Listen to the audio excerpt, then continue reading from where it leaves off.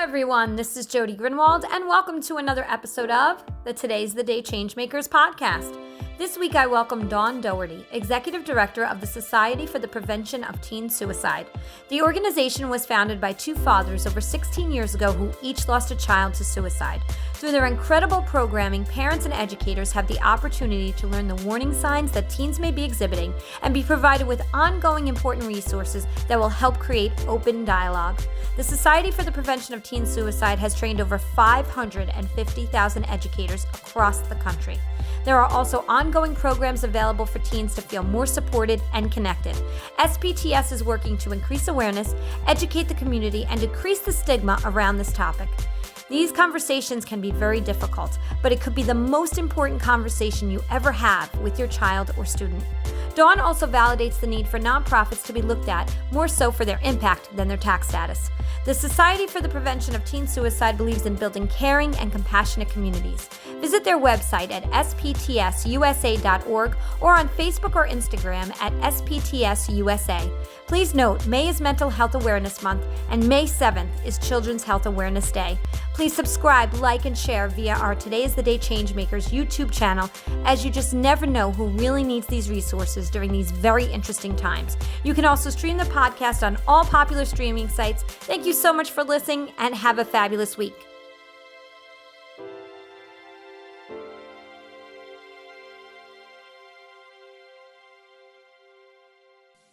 Hi, everybody, and welcome back to Today is the Day Changemakers, both on the podcast as well as on the YouTube channel. And today I am so excited to have Dawn Doherty. She is the Executive Director of the Society for the Prevention of Teen Suicide. She joined the Society in 2012 and worked closely with the program staff to ensure the successful delivery of suicide prevention training and consultation throughout the United States. You can only imagine how important that is right now with all that we are going through. Also, Dawn, I want to add that you hold a certificate in nonprofit management from Rutgers University, and welcome to Today's the Day Changemakers. How are you? Thanks so much, Jody. I'm doing well. As I've been saying, it's March right now, no snow on the ground, and the sun is out. Everyone's healthy, and that's the most important, aspect I try to focus on daily. Absolutely. And I know, we all been saying this, we are busier, right, than we were pre-pandemic. Would you say that's true for you as well? Yes. And it's very hard to believe because a year ago, I thought I was at capacity. And then with everything that has gone on, it feels like there's even less time every day. Yeah, I've been using the word zoomed out. I think a lot of us are feeling very zoomed out. You know that I interview the change makers, whether it's in their corner of the world or the larger part of the world. And obviously what you're doing is truly your team are all change makers for the fact of how you're trying to make sure that children, teens, are mentally feeling well and are doing well. And we're going to talk about that in a few minutes. But I love for our listeners to learn more about our guests. And so obviously, you are the Executive Director for the Society for the Prevention of Teen Suicide and doing amazing things. But tell us a little bit more about where you started, and did you ever really think you'd be where you are right now? That's a great question. And the very short answer is no. I never envisioned working for a nonprofit. It was not a dream that I had. I wish it was, because it's so rewarding. But very honestly, through high school, I had internships on Wall Street. With investment brokerages and really thought that would be my direction, kind of, big corporate, and, intention was always at an executive level. And I went to school for business. I went to Babson College and learned a ton about entrepreneurship and really all aspects of business, which has proven to be very, very helpful in the nonprofit seat. After college, the economy was not great. And so, I did not want to make the commute from Central Jersey to the city every day. That was one thing that I did learn from my summer internships. And so I took a local job and worked about 5 years, and then unfortunately was laid off. I was doing marketing and event planning and a little bit of everything, really foreshadowing for, again, the nonprofit sector. And then took a second job still in hospitality and marketing management wound up in event planning. And then just the way the world works, you did have a second layoff, which really caused me to do a little bit of soul searching. And, I very dedicated, passionate person, but the private sector just wasn't really working out for me.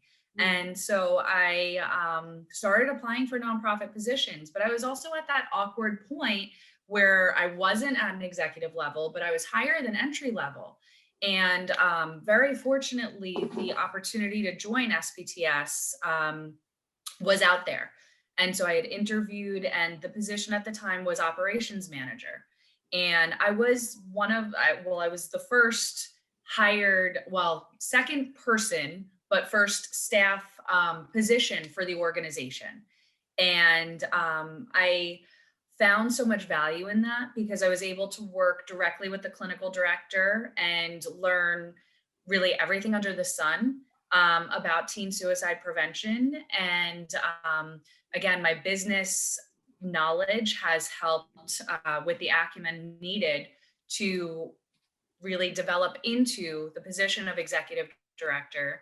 And we now have 6 full-time staff and a handful of consultants, and have really seen incredible growth over the years. So, it's funny because the universe always puts you in the place, even when you don't feel like it is, that you're supposed to be. And that's how I feel.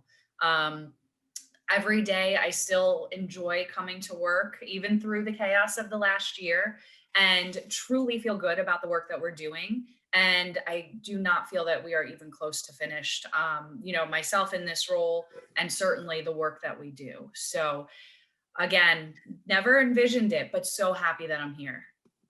Wow, thank you for taking us on that journey with you, because I'm in the same boat as you. I started in the for-profit world working in Manhattan and never thought in a million years that I'd wind up in nonprofit, and nonprofit found me back in the day of when monster.com was out there. And for those who remember, and I was looking for a job. So we do, the universe does help us on a path. But I want to just go back for a minute to before we start talking about the Society for the Prevention of Teen Suicide and all the wonderful things you do, is how would you compare, working for a for-profit to a nonprofit, and what was a big learning for you in the comparison? The most obvious answer is budget is hugely different. And certainly you are cost conscious in whatever position you're in. But with a nonprofit, it's just different because you're working, sometimes it feels like harder. And oftentimes I feel for a more important cause and towards the mission. But just ultimately at the end of the day, the challenges that the nonprofit sector has that we are working to overcome are very different. Executives for, corporations can make 6 figures, very high 6-figure salaries or 7-figure salaries, and feel good about that. And in the nonprofit world, and, if you are compensated well, there's a little bit of guilt sometimes associated with that because of the mission. But at the same point in time, the importance of investing in infrastructure and resources is invaluable, because that is how we have been able to see growth. And I do believe that we're very fortunate in our role with the organization, because the founders of the organization, our board members, many are small business owners, or have been executives at Fortune 500 companies, and really understand that there is similarity in running a nonprofit similar to a for-profit. And I do believe that mindset helped position us to be able to sustain this last year and be in a good position for continued growth. And so as a nonprofit consultant, which is one of the hats I wear, really pushing with my clients to start using the words for impact, because nonprofit is a tax status and not really what the work we do in the nonprofit world is so impactful, and we need to talk more about it. What do you think about that statement of changing from nonprofit to for impact? I love that. And, to be able to be part of that paradigm shift. And I have heard you say that term before and 100% agree, because we need to be profitable in order to keep the doors open and continue the very important work that we are all doing. And that change in perspective, that the work we're doing is for impact, and recognizing that the nonprofit is a tax status. And I will help you in that change and that shift, and really condition myself to use that term because it is so appropriate and so true. And I think it might take away that thought process of the salaries and the infrastructure, and because organizations need the salaries, right? It would be so great if we could do all the work for free. It would be wonderful if we could, but we have to eat and our families have to eat. So Mhm. it's important for those donors to understand that when you're giving, those need to be able to sustain themselves too, in order to do the work and have the programs. So I think that conversation is an important one, and I'm glad you mentioned about the salaries. And I think what do you think? Do you have any thought, or have you had any thoughts of how we really need to have those conversations in a different way with our donors and sponsors? And education is key. With respect to everything, certainly our mission for increasing education and awareness about teen suicide prevention, but having those honest conversations with our donors and breaking that mold of, if you have less than or more than 10% of your expenses that are not going directly to program, when in actuality, everything you're doing is going towards your program. My development director, yes, technically it's a fundraising expense, but she's working to raise the money to be able to do the programs. And so, really breaking that mold and moving forward and having those conversations, and certainly focusing on the impact and the reach, and not specifically where the dollars are being allocated. And that's not to say any of us should be irresponsible and frivolously spend, because that would not work towards our mission. But at the same time, losing that constraint of staying within that 90% or higher program, because sometimes it's not practical. And Mhm. again, in order to grow, you need to invest in infrastructure and possibly take on a new salary that you might challenge that allocation of expenses, but in the long term be so much more valuable and impactful outcome. And so, just really, again, being honest with donors and the community at large, and having those conversations. And we were just both recently part of a conference that the Grunin Foundation had put on, which was phenomenal. And the speaker was talking about that. And it's so important for us to all, in the nonprofit sector, to hear that and believe that and share that message.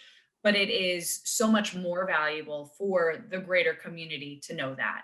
And, when you do get a mailer, not to look at, oh, well, they could have used that 55 cents to go towards program.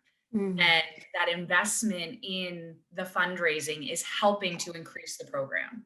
And, just breaking down those barriers, I think, is very important. And we are very fortunate, our organization, that many of our supporters do believe that and are supportive of the organization overall, and the underlying mission and impact. And we don't often have too many saying, well, what is your breakdown? What's that allocation? Are you spending too much on office furniture or internet or laptops? Because again, it's all necessary to be able to do our jobs and provide the education and resources for the communities. Yeah, there's such a microscope on the nonprofit sector, and I understand why, but we have to release the chokehold just a little bit because of the fact that the work needs to get done. And so I really do appreciate you saying that. And yes, the Grennan Foundation's piece was great, but I have to say one thing. I also think that we need to share that type of topic a lot more with the for-profit sector. Agreed. Yes. That's where the training, because we all agree, right? We're all on board. We're ready. And hold up signs, we agree. But at the end of the day, I do think that the for-profit sector is where the training needs to happen a little bit more. And we're grateful. All of our organizations are grateful for all the sponsors and donors that we get. But one other thing I just want to mention is you mentioned the mailer and you mentioned that 55 cents. And I want to include in that I know donors do that sometimes. But if you look at trends, see, as nonprofits, we're looking at trends and we're seeing direct mail trend is actually trending now even better than it did before, even a year or two ago. So now we're trying to follow whatever that trend is. So also knowing that we're trying to make educated decisions when just not frivolously spending. Not to say other nonprofits might not be, but many live their mission. Yes, certainly. So Dawn, we love your organization. The Zach J. Plutter Kids Foundation has been, we're so grateful to be working with you. We just did a program. We have a future program coming up with you. Tell everybody about the incredible work that the Society for the Prevention of Teen Suicide does in the communities. Sure. Well, we were founded a little over 16 years ago by two fathers who were friends who each lost a child to suicide. And at that point in time, it was not a topic of conversation. And I will say very gratefully and fortunately, they decided to kind of foster their devastation and create something really positive for the community out of their losses. And so the organization was founded, and the first half of the life of the organization was fueled by those gentlemen and the volunteers on the board of directors and all of the supporters during that time. And the focus was to share this information with parents, to let them know that it is an unfortunate reality that your child may suffer from mental health issues. And as a parent, it's very important to be aware of that information, the warning signs, the resources available, know that it's okay to say the word suicide, to have those conversations, and really from day one, work towards increasing the awareness, educating the community, and decreasing the stigma around suicide, teen suicide, mental illness. And so one of the very first accomplishments of the organization was to have legislation passed in New Jersey that requires public school teachers to have suicide prevention training. So it's a minimum of 2 hours every 5 years. However, as most really well-intentioned legislation, it was unfunded. And so the organization recognized the need to provide a tool for our educators to be aware of the warning signs and really know their very critical but limited role in suicide prevention. And so our organization does not believe that our school teachers or school staff or community members need to know what anxiety is, what depression is, or bipolar or schizophrenia. However, recognizing if someone is struggling is vital, and connecting with that individual, whether it's a teenager or an adult or anyone in the elderly population, and connecting them with resources. And so the organization, again, I had mentioned they were businessmen. They were very smart in knowing that whatever they were going to do was going to cost money. So started fundraising from the beginning with a huge amount of support of their families and friends and professional networks, and raised the money to be able to develop an online training that fulfills that requirement for school teachers. And so another very important thing I think with our founders is they didn't try to create the solution themselves, because they knew that they wanted to make a difference, but they weren't sure how. So they recruited one of the nation's leading experts to become part of the organization. And so Maureen Underwood came on as our clinical director, and she had been working in the field of suicide prevention and trauma-informed care for many years. And so she helped develop the online training that was introduced in 2008. And we just recently, last July, through the pandemic, relaunched for the second time. So we're on our third version of the training, but we have trained over 550,000 educators across the country in the time that it's been available. And it's really outstanding because we don't charge for that. We do not charge because it was so important to the board of directors that there are not barriers to receiving this very important information. And so we have our online training. Maureen also was a co-author of, is the co-author of Lifelines, which is a comprehensive school-based curriculum that SPTS partnered in having published. And so we are licensed and authorized and master trainers in that curriculum. And so really focused on helping build caring and competent, compassionate communities to help support our kids.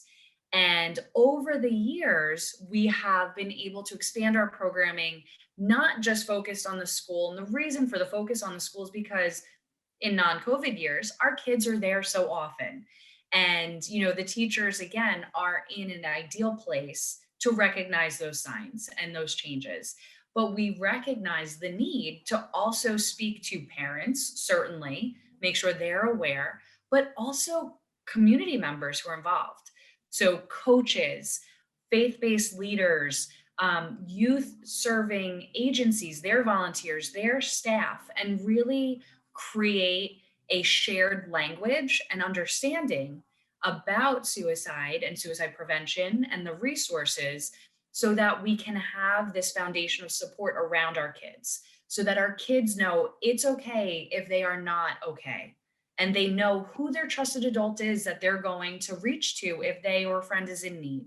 And their trusted adult knows how to respond appropriately. If a kid is feeling a little overwhelmed because of maybe, let's just say, a breakup, and they come and they say, mom, dad, grandma, grandpa, uncle, sports coach, karate instructor, dance teacher, it's so hard right now. They were the love of my life.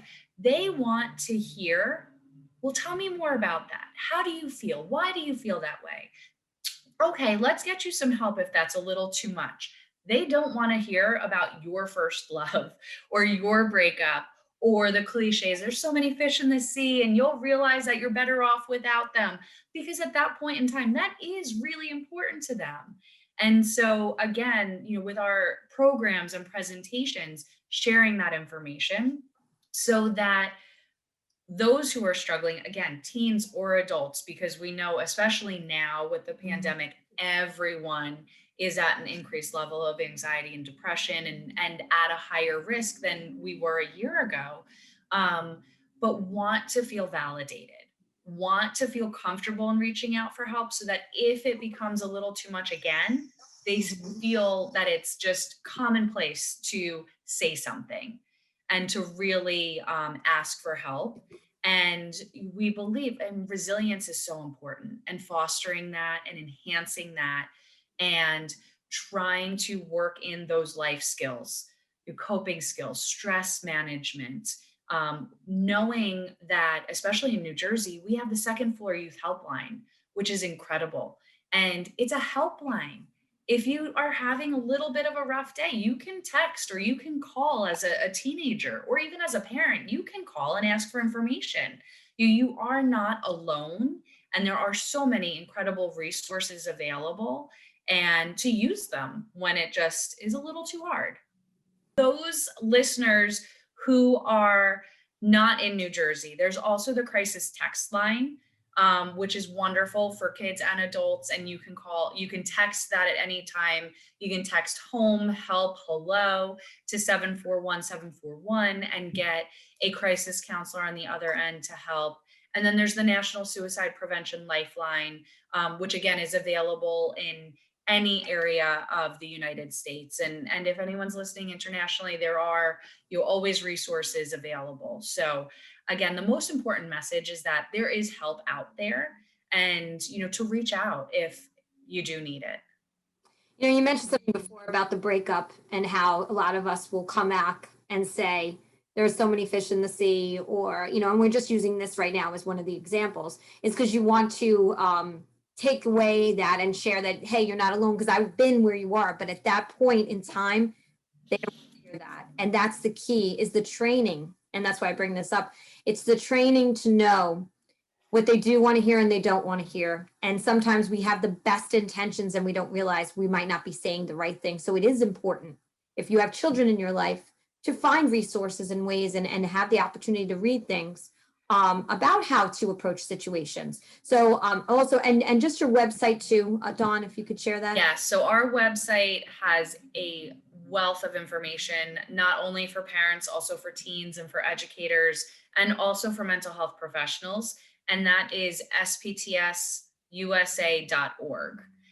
There are also links to that online training that I had mentioned, but that's directly at sptsuniversity.org.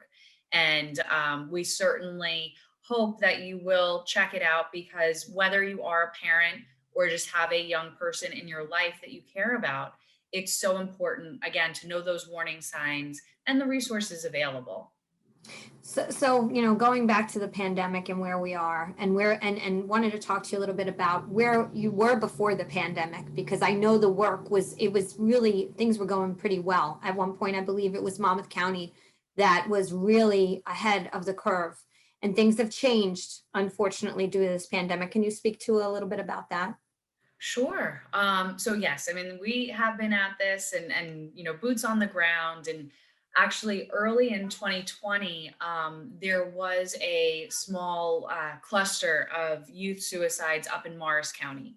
And so we had been helping those communities heal and overcome those losses, and working with resources.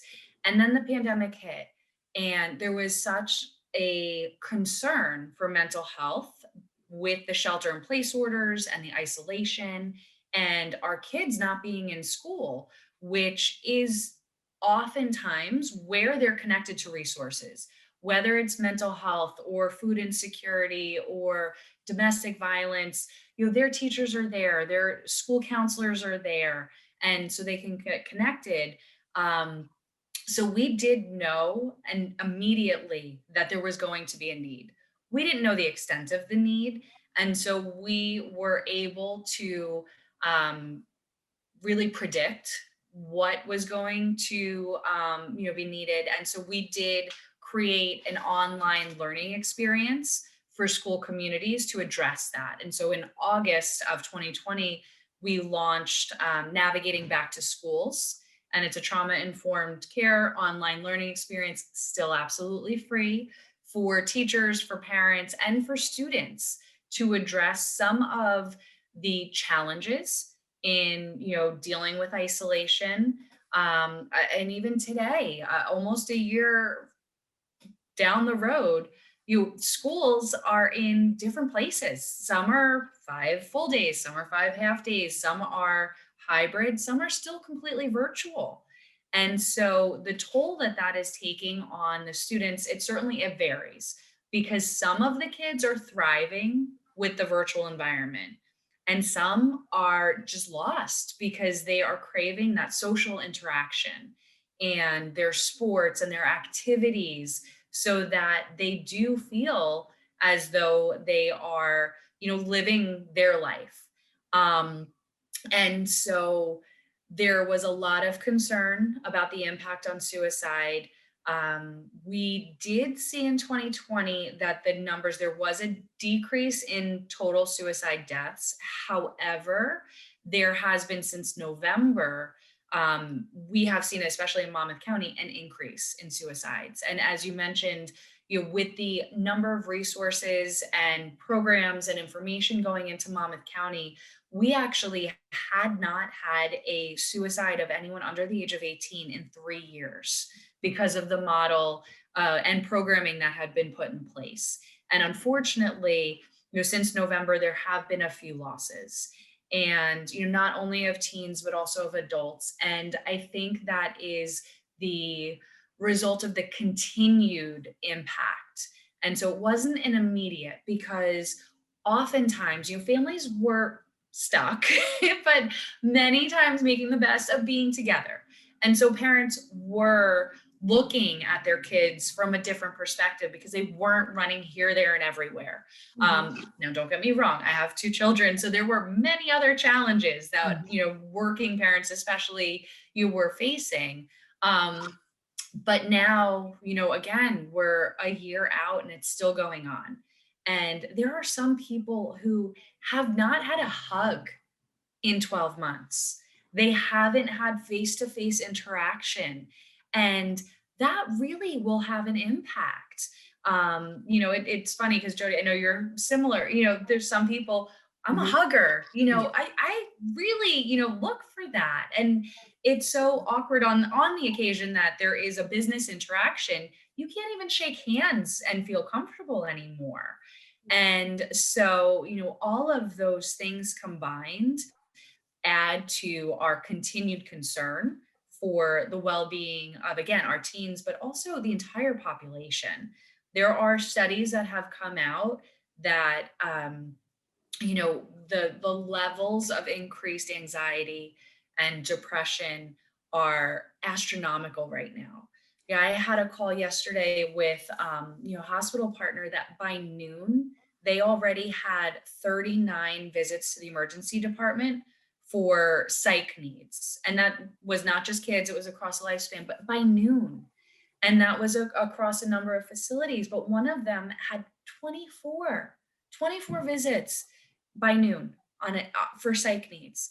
And so again, that's where we know people are struggling. And that's where it's so important. If you're worried about somebody, just check in on them. How are you doing today? Is it a good day? Is it a bad day? What do you need? And just reach out because, as a parent, it's very difficult to see your kids having, some extra emotions or not being able to feel that they're learning to their greatest ability. And that's a lot of the students who are high achieving are really struggling because they're not getting that same experience that they're used to, that they thrive in. And so they are reaching out for help. And that's too, we know for one of the protective factors, one way to really enhance your children's abilities to maintain and manage through a tough time is connectedness and having one caring adult to go to. And sometimes those caring adults are not within the household. And so being kept from your favorite teacher or your sports coach or your bus driver or, again, your faith-based leader, whomever that is really difficult. And so there initially everyone, and I bring it back to even after Hurricane Sandy, we're stronger together and we 100% are.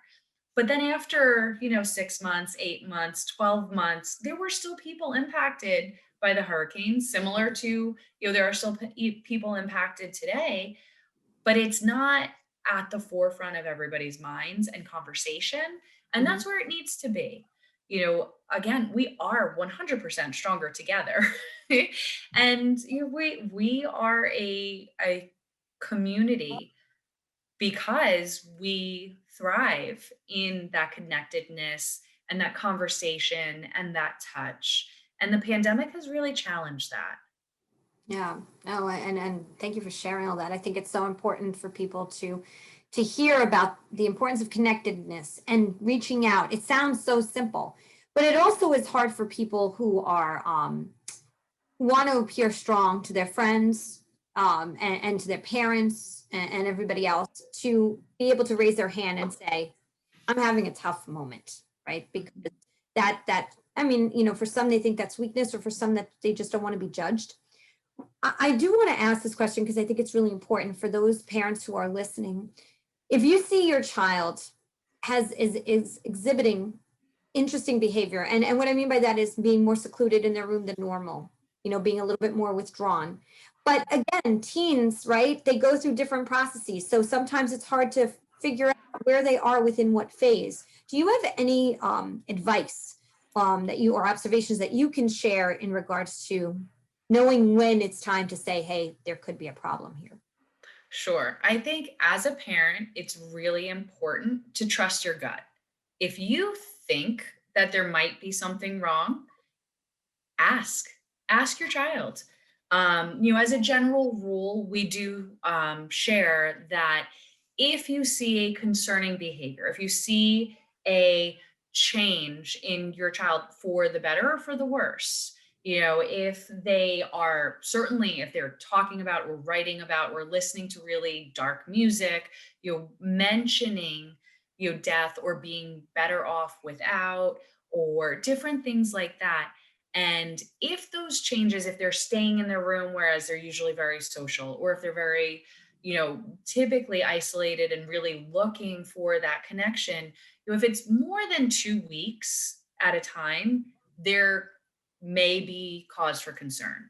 And teenagers are teenagers, and certainly they go through their developmental moodiness and hormones and relationships and things like that.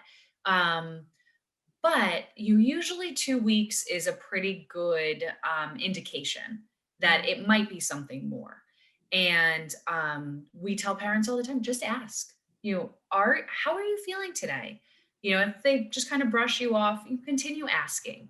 And, again, visit the website, please, and take a look at those warning signs. And with our organization, with our programming, we utilize the acronym FACTS.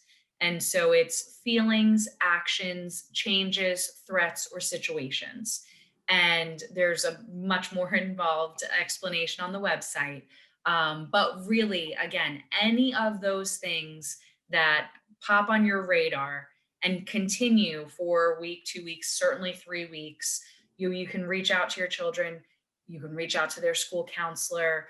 Um, you can call one of those helplines, or really do some online searching to see. And in, again, New Jersey, we do have a wonderful children's system of care.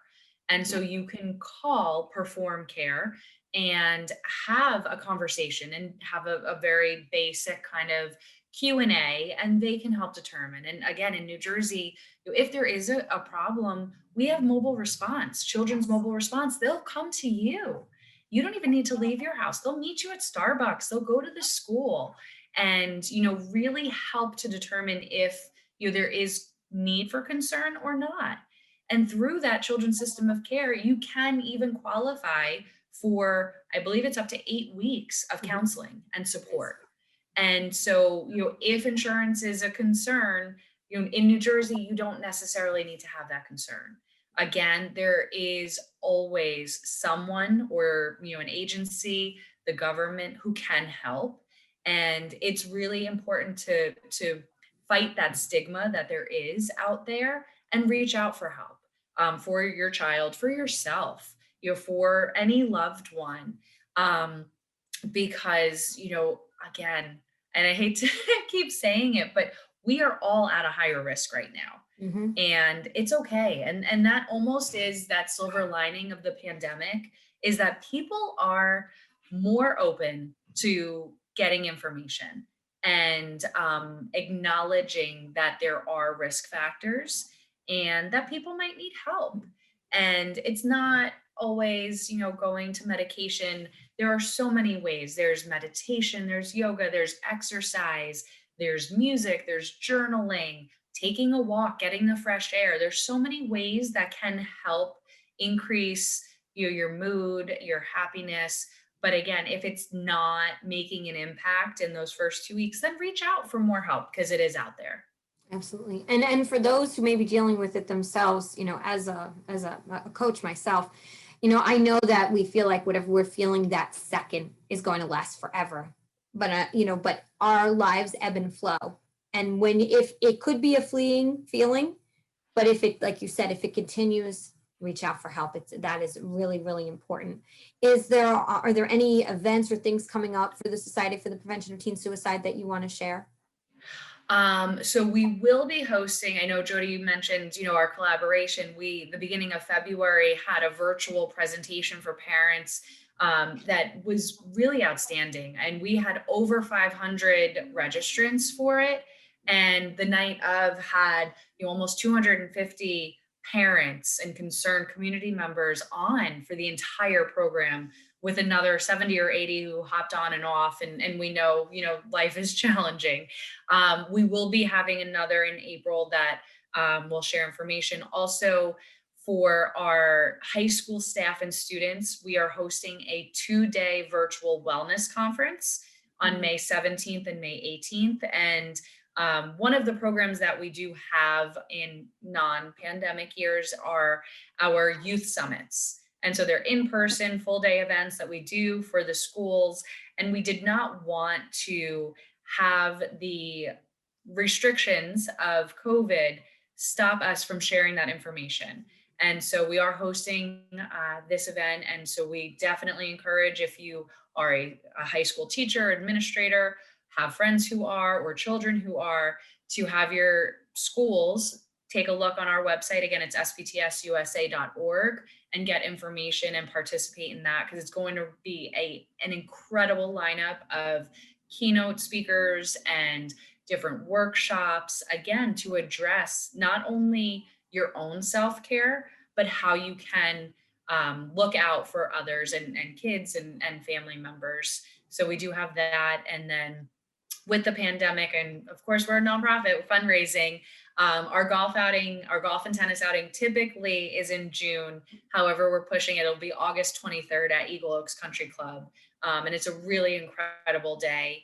But we certainly also are so grateful for the number of supporters, community members, teens, adults who host Facebook fundraisers for the organization. I think it's really important. Sometimes Facebook gets a bad rap, and online fundraising. But one thing that Facebook does really well is that 100% of those donations go straight to the organization. And so 2 times a month, we do get disbursements from Facebook, and we use those funds directly for programming, and to be able to have resources in the communities and do these presentations and trainings and things like that. So that's a very simple way that people can support at any point in time, is always very appreciated. Yeah, no, and I agree with you on Facebook. Same here for our Plutter kids. We get disbursements too, and it's wonderful. And it's cost effective, and it's a great way to share with your sphere of influence. So also I wanted to just ask you, for those teens out there who may be like, I don't want to talk to anybody, this is my thing. What words of advice do you have for them if they're listening as well?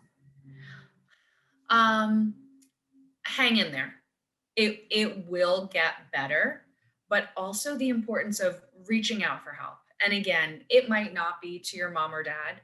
It could be to your favorite aunt or uncle or your neighbor, but reach out. And if you don't feel comfortable going to anybody in person, reach out, either text. And again, texting is so easy. You can text the crisis line, you can text second floor, because there is always, I guarantee you, there's always somebody who is out there who can help you. And just to maintain hope, because this too shall pass. And we have been through so many different things. And I was in college for 9/11, and that at that time seemed so insurmountable. And you didn't think that could ever happen.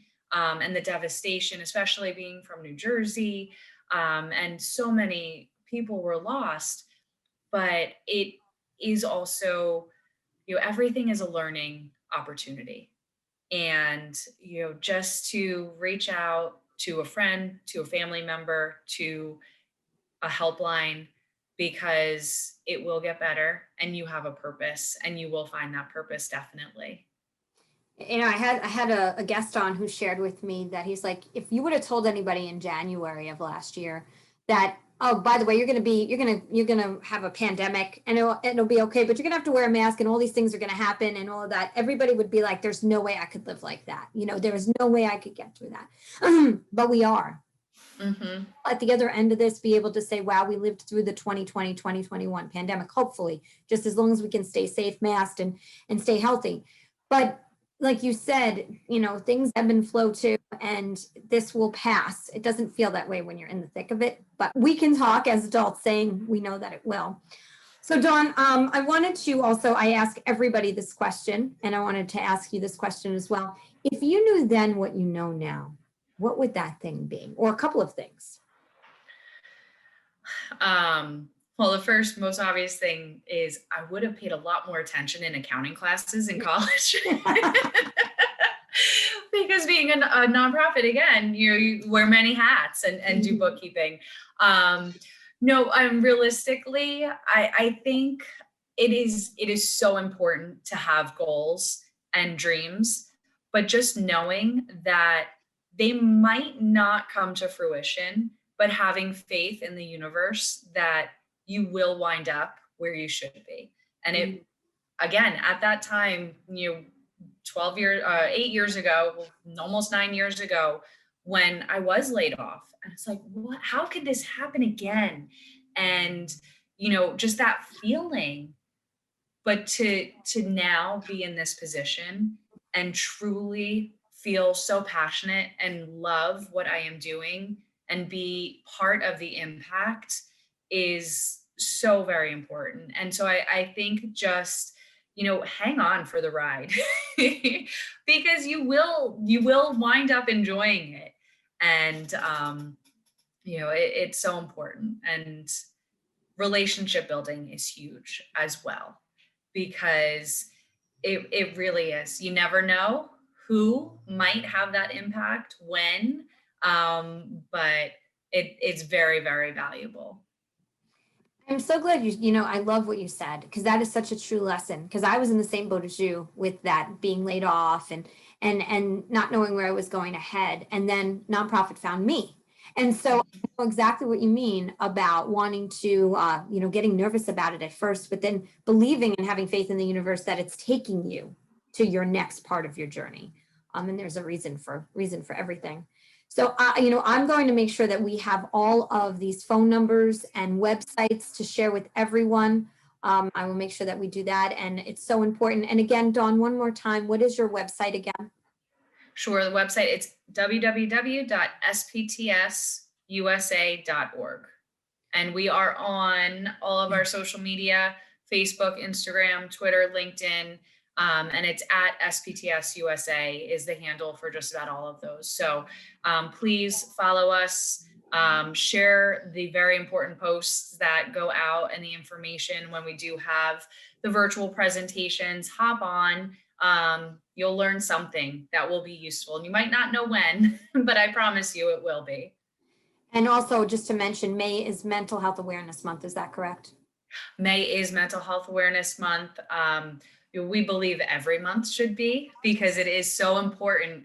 But there is an added emphasis in May, which is really valuable. And May 7th is Children's Mental Health Awareness Day. And so maybe that's the day you pick to talk to your kids and just say, have you ever thought about suicide? What do you know about suicide? Who would you reach to if things get too hard? We talk to our kids about not doing drugs, not, drinking and driving, safe sex, but we very typically do not ask about their feelings. How'd you do in school? How was your, baseball game or your basketball game? But not how are you feeling? And it's such an important conversation. What's the good part of your day? What's the bad part of your day? Because it's okay. And you're going to have bad parts of your day. Sometimes you're going to have bad days. But finding that one positive, even if it's just one, even if it's just the sun shining today, is really, really important. I hear a lot of that when families come together and they'll have that, they'll go kind of round robin it at dinner or whatnot to ask those questions. Best part of your day? What was the most challenging part of your day? So that's such important and great information. And you're right, we're very action oriented in our asks of our children. How did your basketball game, or how did this go, or how did that go? But what you're feeling is a really important question. So thank you so much for being a part of Today's the Day Changemakers, the podcast, and it'll be viewed on the YouTube channel. And I hope that people will listen in and also go to your website and like and share Facebook posts, because that's the key. We have to be able to share those. That's why social media is there. And the more we can share the great information, we could be helping to save someone's life. Absolutely. And thank you again so much for the invitation and the opportunity. Absolutely. Absolutely. So, as I always say at the end of every podcast, today is the day. You cannot go back to yesterday, and you do not yet own tomorrow. So, what small or large step are you taking today to get you that much closer to your goal? I hope everybody has a fabulous week. Again, thank you to Dawn Doherty, Executive Director for the Society of the Prevention of Teen Suicide. We are so happy to have you here, Dawn. And everybody have a great week, and we'll hopefully see you next week on Today's the Day Changemakers. Bye, everyone.